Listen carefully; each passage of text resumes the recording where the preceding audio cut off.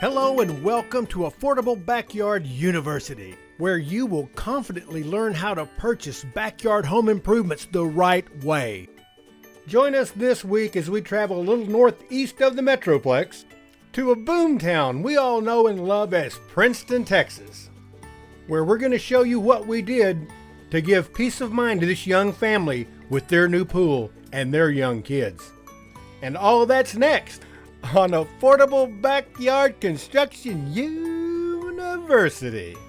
Hey guys, we are super excited to announce our new ebook, Affordable Backyard Construction, Backyard Secrets. It's all the stuff most contractors wouldn't want you to know, and it's available free if you go to affordablebackyardconstruction.com, if you wait till the end of this message, or if you look down in the description, you'll find a link.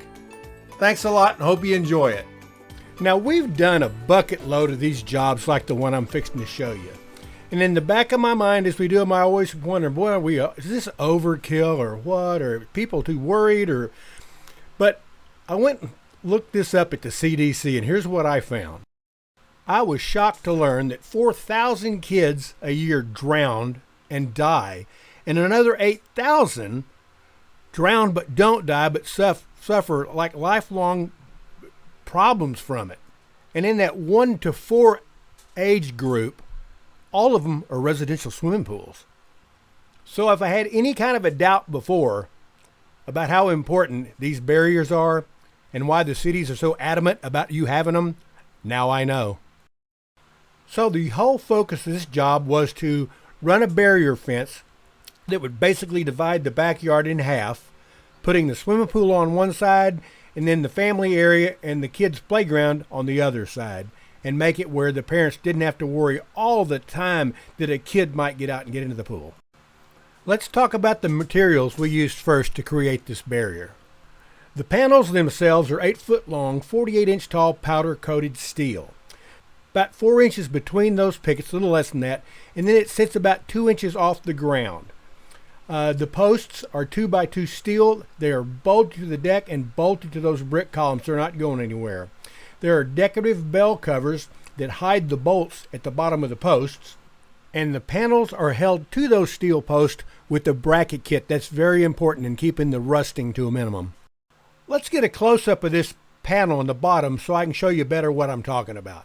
Now you can see that bell at the bottom of the post that covers up where the bolts are, and you can see the 2 brackets that we use to attach the panels to the posts and to the brick wall.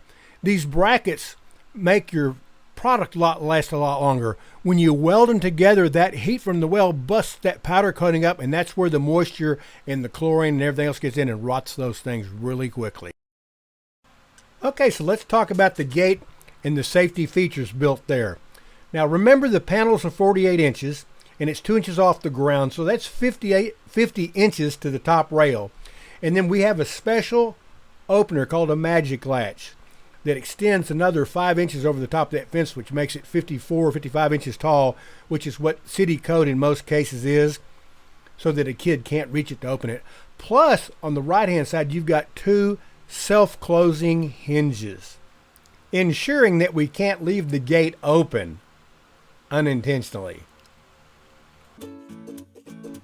Well, you know what that music means. That means I gotta shut up and let you look at this job one last time before we move on. Can't wait to see you next week.